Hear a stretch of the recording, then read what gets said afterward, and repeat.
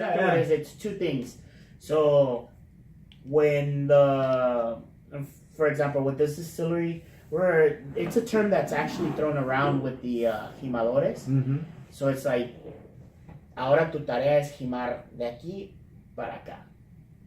It's a term they use. Or tu tarea es chingate esta botella. So it's two different. Two different meanings. Yeah, two different meanings, but they actually they use that in the agave fields. They use it. So it's a term. It's a term they actually no use. kidding. Okay, well, that's new. That's actually new to me too. I didn't know that. But it makes sense, right? Yeah. You know, your job today, should you choose to accept it. Yeah. No, we were actually in their fields last week, and man, this is an estate grown, right? It's an estate. They own about 380 hectares. I don't know how much that is in acres, but it's a lot. It's a lot. It's a lot. Yeah. Who is the brand owner, the gentleman, the master distiller who's putting this together? It's Francisco. I don't know his last name, but it's out of San Juanito de Escobedo, Jalisco. And it's known 1424? 1424. If I'm not mistaken, 1424. Okay. They only have a couple brands. They have La Tarea, Don Anselmo, and I forgot the name of the other I've seen one. Don Anselmo, I think. They might have. I mean, I've seen a picture of the bottle. They like other brands that looked to come into the market. They were kind of taken advantage of. So they kind of didn't want to come into the market again. But then they had the opportunity to meet us. We had a chance to sit down and talk to them. We showed them what our plan was, and they're on board 110%. Wow. They're expanding their distillery right now. They're adding a beautiful cava that should be done in the next 8 months. They also want to do tours. So they're adding at the top of the hill, at their highest point of where the distillery is located, they're adding cabañas. Oh, cabins. So cool. When their guests come along, they could stay there. Wow. Did you get that whiff? I just got a whiff.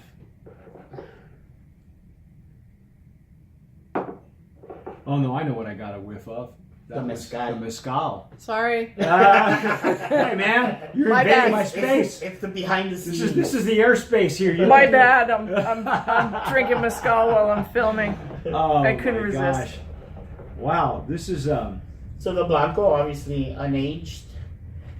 Sweet on the nose. Yeah. Smell that.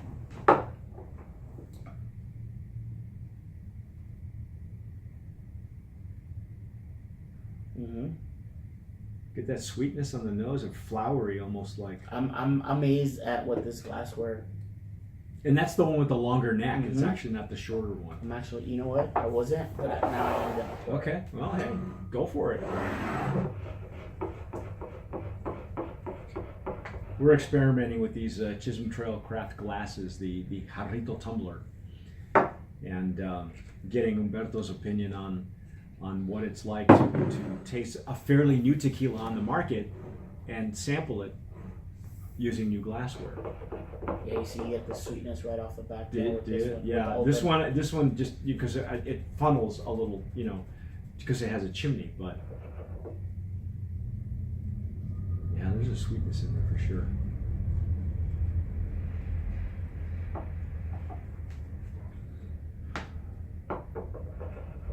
Wow, completely different from this one. Mm-hmm. You can tell that. See, that's the beautiful part of it. We talk so much about terroir, and how where these areas are in the different microclimates, and of course now with the bigger brands, it's hard to figure out where the agave is coming from.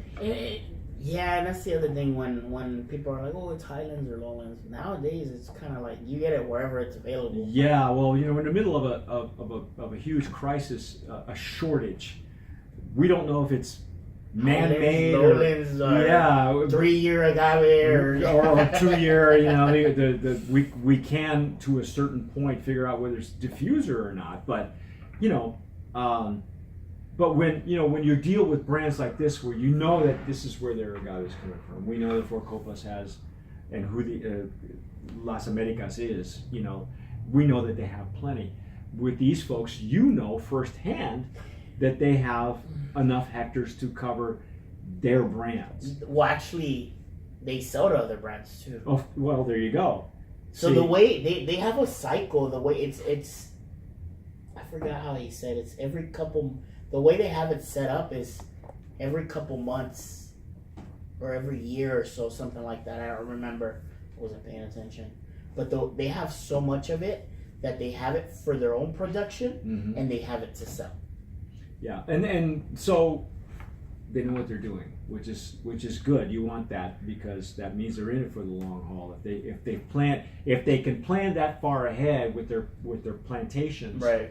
then naturally, that should filter or move across when it comes to their marketing and their long game. Exactly. Just love the smell. There's a really nice sweetness to it. Let's see what we got.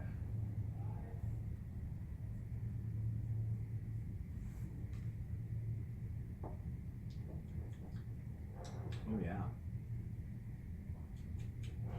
There's like an anise to it. It doesn't have the peppery explosion that this one does, or the minerality. This one is almost like a Highlands. Mm-hmm. That's exactly what it is. Yeah, it's almost fruity, and there's a peppery finish, but not. It's like a light peppery finish. Yeah, it's very minor. It almost happens at the back of the palate, not like Four Copas. It happens. It explodes right in the mid palate, and again, different location. This is a Matitan, and this is where they grow theirs. Yeah, see, and that's why I say the importance of a glassware to delineate the terroir, where it's coming from, I think is really important. Right. Because like you said, nowadays everything's muddled. There's a muddled line between Highlands, Lowlands, and whatever. Some brands are straightforward and say, I use an 80-20 or 50-50 split, Highlands, Lowlands. Which when they tell you that on their POS, that means we're getting it from everywhere, but we're baking it in clay ovens or whatever. I mean, there's more to it than that. I'm sure it's even the hand of the maker. Right. But wow, this is really good. Now there's that warm fuzzy at the back. It's kind of a lingering finish on this one. And then their reposado, pretty straightforward. 4 months. It's not. Is it white oak, virgin white, or white whiskey barrel? Whiskey barrel, American white oak. Okay. Jack Daniels, to be specific. Okay, cool. And the thing I like about the repo, it's kind of like honestly, I'm more of a Blanco person. Yeah, well, all of us are. But ever since I've tried this repo, the Cuatro Copas, I love that stuff, dude. And what I like about, obviously 2 different worlds, but what I like about both of these is, even though it's a rested tequila, you still get the agave notes. And that's not too oaky, not too much vanilla, not too much caramel. It's well balanced. You still get agave. The balance. You get the oak, you get the agave, you get the caramels, you get the vanilla, but it's well balanced. I think this one's 9 months versus the 4 months. On this one, it's bourbon barrels. Wild turkey bourbon barrels. Well, see, and they're going to have a different flavor profile. They're going to be bourbon forward as opposed to whiskey forward, exactly. which are 2 separate things. Exactly. I think whiskey goes in dry and finishes sweet. I think, and this one goes in sweet, finishes dry. It's more of a drier. Gosh, man, this has been an experience. This has been awesome. Is there any way we can get these for like sipping off the cuff for next year? For sure. For 2018? Should I give them to you so you can take? Yeah, because we're gonna have instead of shipping. Yeah, well, yeah, it'll save you some time. Yeah, time and money. Time and money, pal. That's what it's all about. We have been here visiting with Humberto Ibarra of Glass Bottom Distributors. If you see him out here in Pico Rivera or somewhere in downtown LA, go up, say hi, and say, how can I get some more Tarea, some Mandala, and of course, The Lost Explorer. How did this one come about? How did you? Because this is like, you're not carrying a whole lot of mezcals right now, right? No, I'm not. I'm open to bringing other brands on board. Like I said, with the right marketing plan and the right plan. Well, obviously these guys have a lot of marketing behind them. Yeah. 3D glasses and a 3D booklet and. That project was from a project they call Proyecto Humo. With the idea behind the brand is. Not having only the profits come into the United States, but actually return to Oaxaca with the reharvesting of espadín or schools and roads and stuff like that. And the guys behind the brand is David Rothschild and Sammy Hayek, which is Salma Hayek's brother. Yeah. Ah. So they're the ones behind the brand. David Rothschild already has a line of clothing that's known as the Lost Explorer. Oh, so this is part of his. They kept the name. Uh-huh. This is their ensamble, which is a variety of two agaves. It's Espadín and Tobala. But beautiful packaging, not your typical mezcal bottle, but great juice, man. Great juice. Has it aired yet on Tequila Aficionado? I believe so. Okay. Did it? Yeah. Well, it's a Brand of Promise nominee, pal. I should check because I'm sure I would have noticed. If it might not have then. Might not have Because we wanted to make sure we got all of our tour attendees up front. But yeah, it was nominated. Yeah. Awesome.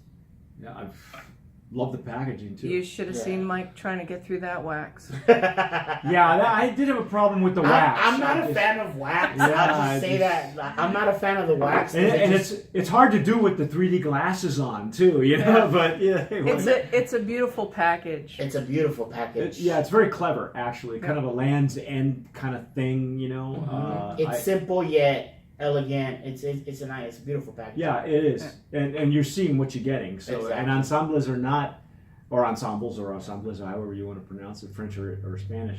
They're not out of the realm because even brands that came on the market at 40 ABV are ensembles. You know, speaking of that other brand we were talking about off camera.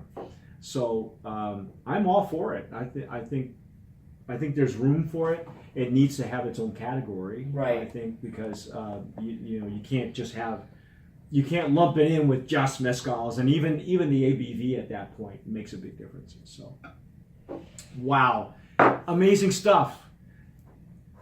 Well, hey, thanks for being here.